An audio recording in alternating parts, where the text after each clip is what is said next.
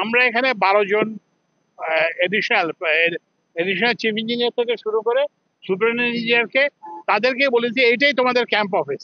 ঢাকায় ওই যে রোডস এন্ড হাইওয়েজ এর অফিসে যাওয়া লাগবে না, এখানে থেকে এই সমস্যাটা সমাধান করতে হবে। আরেকটা জিনিস হচ্ছে যেটা বললাম যে অতীতকে নিয়ে তো আমরা ইয়ে করতে পারবো না, বুঝছেন না, কিন্তু আমরা যাতে সামনে যাতে মানুষের কষ্ট না হয় এটার জন্য আমরা চেষ্টা করবো।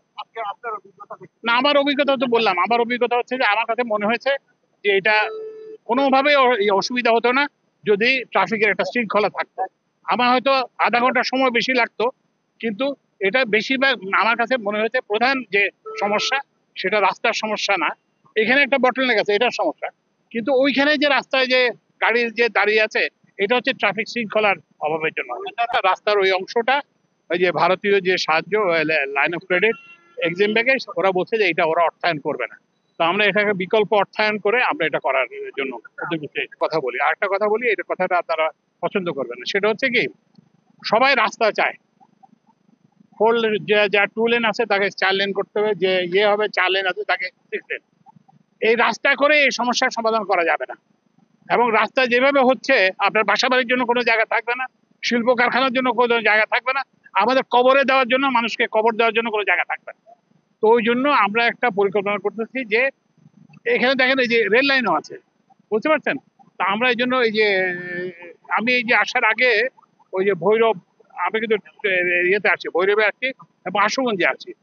তো ওই জন্য আমাদের কিন্তু রাস্তার যে উপর যে নির্ভরতা এটাকে তো কমাতে হবে ক্রমান্বয়ে, কমায় কিছু ট্রাফিককে আপনি ধরেন এই যে প্যাসেঞ্জার গুলো, এই প্যাসেঞ্জার গুলো যদি ট্রেনে আসতো তাহলে মানে কতগুলো গাড়ি উঠে যেত, তারপরে এই ফ্রেটের যদি একটা অংশ যদি ইয়েতে আসতো ট্রেনে আসতো তাহলে আপনার এখানে রাস্তায় আমাদের সব দিকে যেতে হবে, রাস্তায় যেখানে রাস্তায় যেতে হবে, যারা রাস্তায় যেতে হবে যারা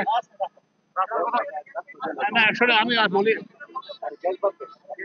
আসেন।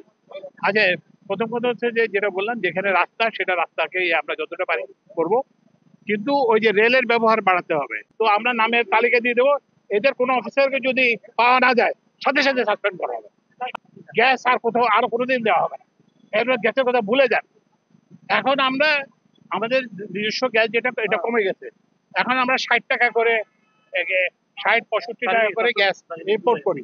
তো সুতরাং এই টাকা দিয়ে কোনো অবস্থাতে গ্যাস দেওয়া সম্ভব হবে না, ওই জন্য গ্যাসের কথা ভুলে যান। ওই জন্যই আপনারা অভ্যস্ত হয়ে যেতে হবে ওই যে কি বলে সিলিন্ডার গ্যাস অভ্যস্ত হয়, পাইপ লাইনে গ্যাস শিল্প শিল্প কারখানা ছাড়া আর কোথাও হবে না।